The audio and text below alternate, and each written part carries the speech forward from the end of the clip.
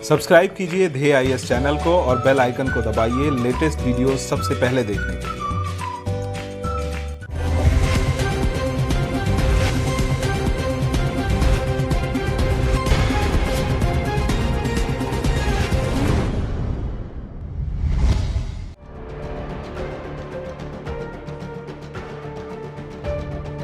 Corona महामारी संकट के बीच वायरल फ्लू, डेंगू, मलेरिया जैसी बीमारियों से तो लोग जूझ ही रहे हैं। अब कोंगो बुखार ने भी लोगों की चिंता बढ़ा दी है। हाल ही में पालघर प्रशासन ने जिले में कोंगो बुखार के बढ़ते मामलों के मद्देनजर प्रशासन के अधिकारियों को सतर्क किया।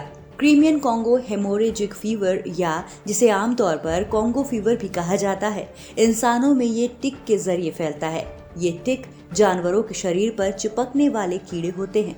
टिक जनित बीमारियां विषाणु, जीवाणु या परजीवियों से फैल सकती है। कोविड-19 महामारी के चलते जिला प्रशासन ने चेतावनी दी है कि कोंगो फीवर के फैलने के मद्देनजर पशुपालकों, मांस विक्रेताओं और पशुपालन अधिकारियों को सचेत रहने की जरूरत है। इसके अलावा इस बीमारी का कोई तय इलाज न होने की वजह से ऐसे लोगों को जरूरी एहतियात बरतने की भी जरूरत है।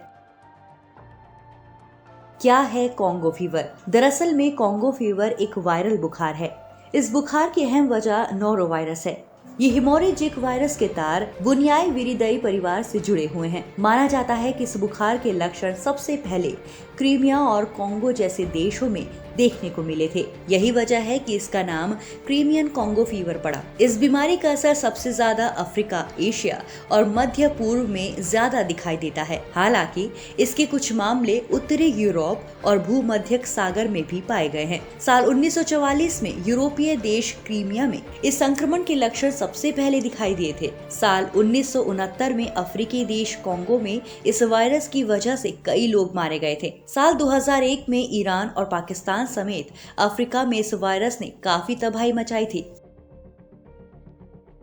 ये बीमारी आमतौर पर इक्सोडिड टिक या चिचड़ी के काटने से या टिक्स के समीप रहने वाले जानवरों जैसे कि मवेशी, भेड़ और बकरी से फैलती है। इसके अलावा ये बीमारी संक्रमित व्यक्ति के शरीर से होने वाले किसी भी तरह के स्राव के सीधे संपर्क में आने पर भी फैल सकती है। इस बीमारी का खतरा पशु और कृषि उद्योग में काम करने वाले लोगों में सबसे ज्यादा होता है। कोंगो फीवर के लक्षण। WHO के मुताबिक टिक के काटने के 3 से 9 दिनों के बाद कोंगो फीवर के लक्षण दिखाई देने लगते हैं। लेकिन अगर संक्रमित मरीज से इस बीमारी का प्रसार हुआ है तो इसके लक्षण 5 से 13 दिनों में सामने आ सकते हैं।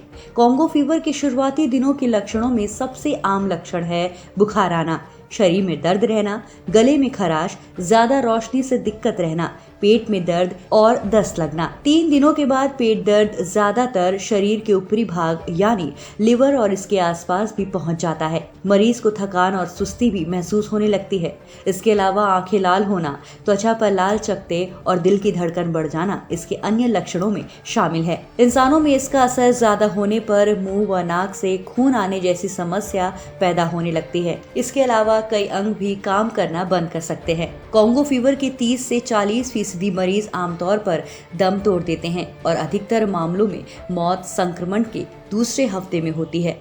इलाज होने पर मरीजों में सुधार 9 से 10 दिन में दिखाई दे सकता है। कैसे बचा जा सकता है कोंगो फीवर से?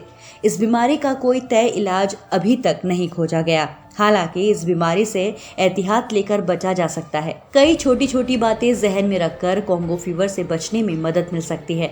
इसके संक्रमण से बचने के लिए पूरे आस्तीन के कपड़े पहनना जरूरी है। मवेशियों या कृषि उद्योग में काम करने वालों को हमेशा दस्ताने पहनने की हिदायत दी जाती है। मवेशियों के रहने की जगह पर टिक को बढ़ने से रोकने के लिए कीटनाशकों का इस्तेमाल करना चाहिए। जो इंसान कोंगो फीवर से संक्रमित है उसके संपर्क में आने से बचना चाहिए। संक्रमित व्यक्ति की साफ सफाई का पूरा ख्याल रखना चाहिए। आमतौर पर कोंगो फीवर की पहचान एलिसा टेस्ट की मदद से की जाती है। संक्रमण के शुरुआती दिन से 6ठे दिन तक एलिसा की मदद से रक्त में एंटीबॉडीज की जांच की जाती है। हालांकि कुछ गंभीर मामले ऐसे हैं जिनमें बीमारी के शुरुआती दिनों में रक्त में एंटीबॉडीज नहीं दिखाई देते। रक्त में वायरस की पहचान से ही इस बीमारी का पता लगाना मुमकिन है। ये वायरल कल्चर तकनीक की सहायता से किया जा सकता है। गौरतलब है कि कॉन्गो फीवर का अभी तक कोई इलाज नहीं खोजा गया है। सहायक उपचार के जरिए इसका इलाज संभव है। सहायक उपचार में fluid replacement, blood pressure, pulse आदि को मॉनिटर करना और दूसरे संक्रमणों को होने से रोकना शामिल है। वायरस को फैलने और बढ़ने से रोकने के लिए वायरल रोधी दवाएं भी दी जा सकती हैं।